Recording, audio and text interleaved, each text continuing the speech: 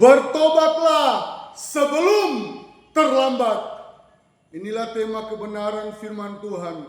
Bertobatlah sebelum terlambat. Matius pasal yang ketiga ayat yang ke-1 sampai ayat yang ke-4. Yohanes Pembaptis. Pada waktu itu tampillah Yohanes Pembaptis di padang gurun Yudea dan memberitakan, bertobatlah sebab kerajaan sorga sudah dekat. Sesungguhnya dialah yang dimaksudkan Nabi Yesaya ketika ia berkata, ada suara yang berseru-seru di padang gurun, persiapkanlah jalan untuk Tuhan, luruskan jalan baginya. Saudara yang Tuhan Yesus kasihi, Nabi besar, Nabi Yesaya, dia memberikan rekomendasi bahwa inilah yang dimaksudkan bahwa ada suara yang berseru-seru di padang gurun. Di padang gurun itu artinya apa? Di tempat yang tidak ada kolektor, di tempat yang tidak ada persembahan, di tempat yang tidak ada apa-apa. Tetapi Yohanes Pembaptis, dia mau melayani jiwa dimanapun berada, di desa, di kota, di pedalaman. Yohanes tampil di padang gurun Yudea. Dan ayat yang kedua, bertobatlah sebab kerajaan sorga sudah dekat. Jangan sampai ajalmu tiba, jangan sampai kematianmu tiba dan engkau tidak bertobat. Engkau yang masih rajin main judi, engkau yang masih rajin judi online, engkau yang masih taruh-taruhan di sepak bola, engkau yang masih bersinah, jangan sampai engkau sementara bersinah dan engkau mati di atas perut perempuan yang bukan istrimu. Jangan sampai Tuhan memanggil engkau di saat engkau sementara bersinah.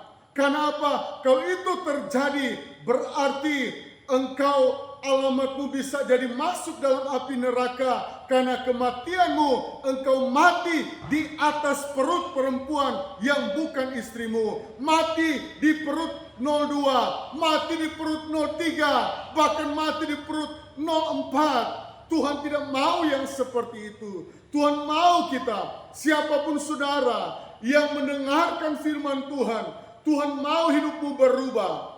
Tuhan mau hidupmu dipulihkan. Saudara yang masih merokok, saudara yang masih miras, minum minuman keras, jangan sampai engkau mati tertabrak karena engkau mabuk berat.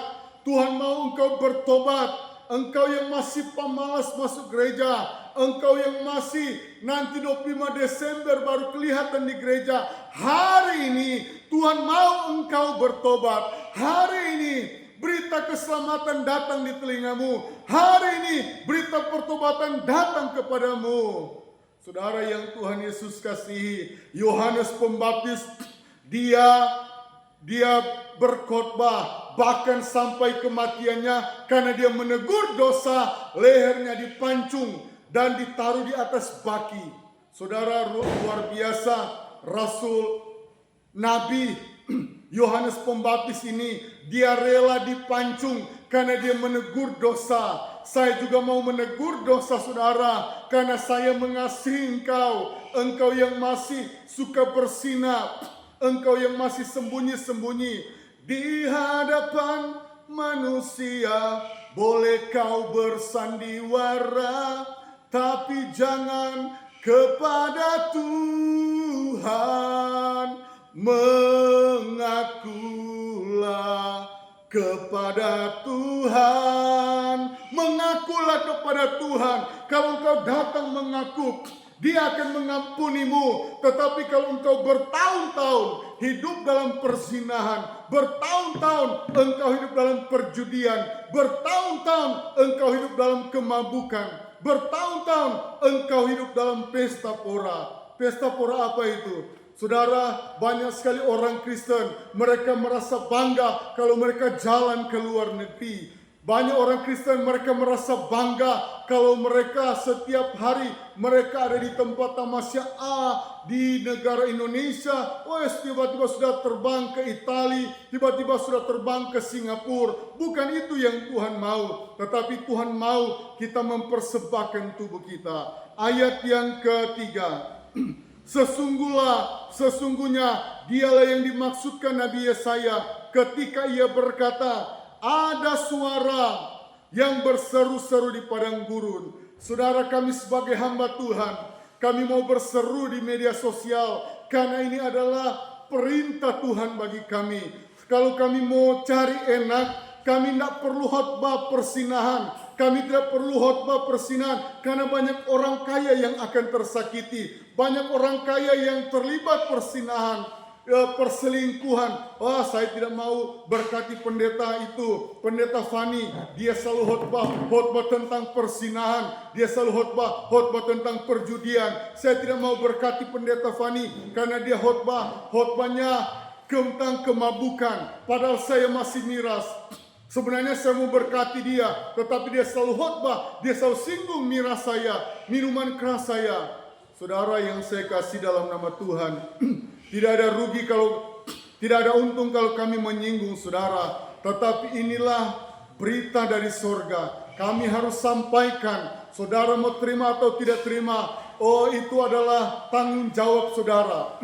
Firman Tuhan berkata, peringatkan kepada orang jahat. Kalau orang jahat tidak bertobat, berarti dosamu tidak tertanggung kepada pendeta. Tetapi kalau pendeta tidak mau menyampaikan, berarti dosa tertanggung kepada pendeta sendiri. Saudara, Yohanes, persiapkanlah jalan untuk Tuhan. Luruskan jalan baginya. Saudara, kita sebagai hamba Tuhan mau meluruskan jalan saudara. Amin. Kami tidak mau saudara masuk dalam api neraka. Itulah tujuan kami menjadi hamba Tuhan. Kami tidak mau ada orang Kristen yang masuk dalam api neraka. Tetapi iblis, dia mau kalau boleh semua orang Kristen, semua manusia, 8 miliar lebih masuk ke dalam api neraka. Dia akan berkemenangan. Dia akan pesta. Lucifer akan buat pesta. Wow, semua orang masuk dalam api neraka.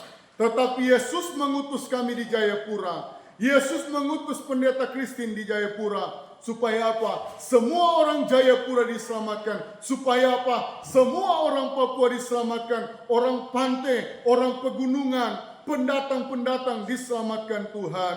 Jadi Tuhan mau kami meluruskan jalan bagi Tuhan. Tuhan mau supaya saudara yang sudah salah jalan, kami meluruskan. Saudara yang sudah belok, saudara yang mau putus asa, mari datang kepada Tuhan.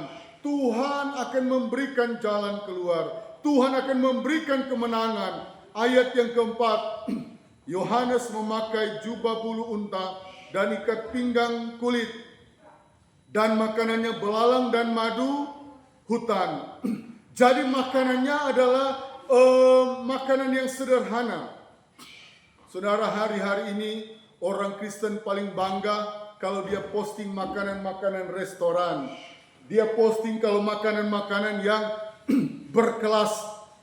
Dan sesungguhnya orang-orang kaya saya perhatikan yang makanan-makanannya selalu di restoran, itu paling gampang dapat sakit. Itu paling cepat sakit penyakit datang. Karena apa? Gizinya terlalu tinggi, tetapi tidak diimbangi dengan dia bekerja. Sehingga yang terjadi adalah dia makan yang enak-enak, sakit penyakit yang dia terima. Karena apa? Kita tidak belajar dari Yohanes Pembaptis. Memakai jubah bulu unta, ikat pinggang kulit. Jadi yang sederhana saja. Jadi Tuhan mau, firman Tuhan berkata, asal ada makanan, asal ada pakaian, cukuplah itu. Amin. Asal ada makanan, asal ada pakaian, cukuplah itu. Nah saudara yang saya kasih dalam nama Tuhan, ayat yang ke-10. Ayat yang ke-10. Kapak sudah tersedia pada akar pohon, dan setiap pohon yang tidak menghasilkan buah yang baik, pasti ditebang dan dibuang ke dalam api. sebagai seorang hamba Tuhan, kami mau mengingatkan saudara, kami mau mengingatkan sahabat-sahabat, kami mau mengingatkan tetangga-tetangga. Hamba Tuhan mengingatkan jemaat Pondok Daud supaya apa? Jemaat Pondok Daud tidak ada yang ditebang karena tidak menghasilkan buah. Tuhan mau kita menghasilkan buah. Buah itu apa? Salah satunya kalau kita melihat pembangunan gereja, jangan pernah kita menutup mata. Wah, tidak perlu saya bantu. Kan banyak yang bantu. Nah, inilah orang-orang yang Tuhan tidak sukai. Sehingga Tuhan berkata, kapak sudah tersedia. Berarti Tuhan sudah standby.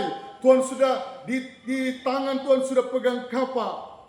Artinya apa? Kalau saudara tidak berbuah, bisa saja malam ini saudara dipanggil Tuhan. Detik ini saudara dipanggil Tuhan.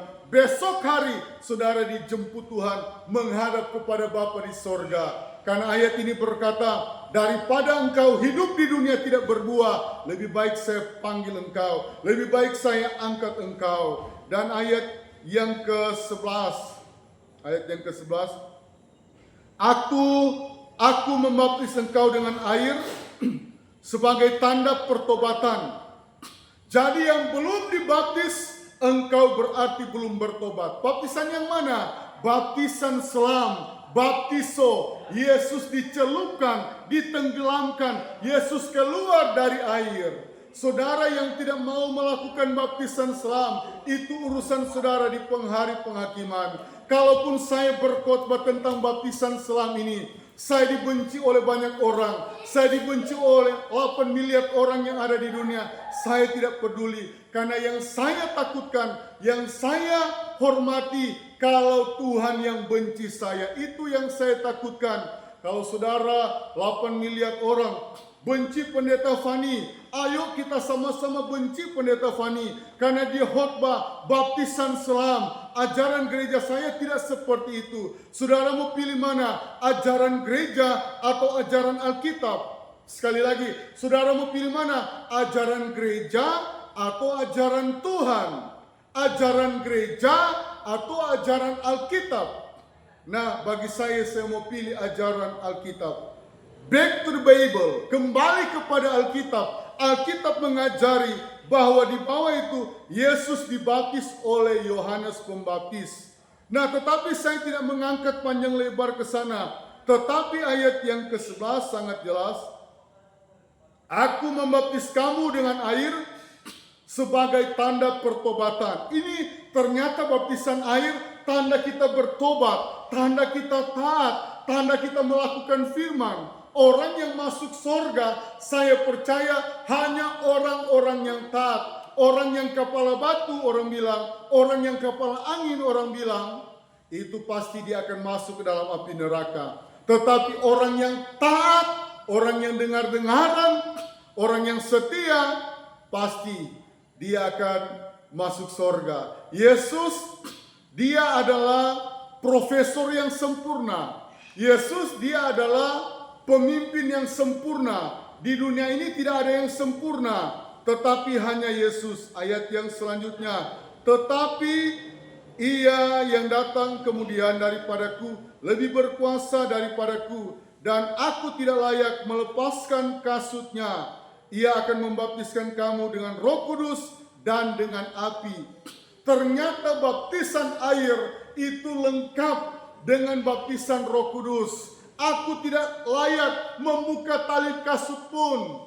Ketika saya sekolah di Jember, di Jawa Timur, di mana dosen saya berkata, Fani, apa motomu melayani? Saya bilang, saya mau ambil ayat ini. Membuka tali kasut pun aku tidak layak. Ini artinya apa? Orang Kristen yang menghormati di saat beribadah. Banyak orang Kristen, mereka kalau datang di ibadah asal-asalan. Mau terlambat ke, mau datang cepat ke, mereka mau pakai celana yang compang-camping ke, dan lain-lain. Nah, saudara yang saya kasih dalam nama Tuhan, apatah lagi ada banyak yang saya lihat orang Kristen datang di gereja hanya main-main HP. Bertobat. Kalau engkau mau lihat berkat Tuhan, ada waktunya kamu main HP. Kamu main HP di rumah, waktumu banyak. Jangan engkau kebiri waktu dengan Tuhan. Jangan engkau korupsi dan engkau tidak ada rasa hormat. Pasti engkau tidak diberkati. Pasti engkau akan bangkrut. Tetapi kalau engkau bertindak seperti Yohanes Pembaptis, membuka tali kasut pun, membuka tali sepatu pun, aku tidak layak. Dan ayat yang terakhir, ayat yang ke-12. Alat penampis sudah di tangannya, ia akan membersihkan tempat pengirikannya dan mengumpulkan gandumnya ke dalam lumbung. Tetapi debu jerami akan dibakarnya dalam api yang tidak terpadamkan. Jadi kalau kita tidak berisi, kalau kita pemalas masuk gereja, akan dikumpulkan, dibawa di api neraka. Amin. Tetapi saudara yang rajin beribadah, pasti saudara dikumpulkan dan dibawa ke sorga. Tuhan Yesus memberkati. Karena saya percaya hanya Tuhan Yesus yang mampu memberkati. Mari hidup rendah hati, engkau akan dipromosikan.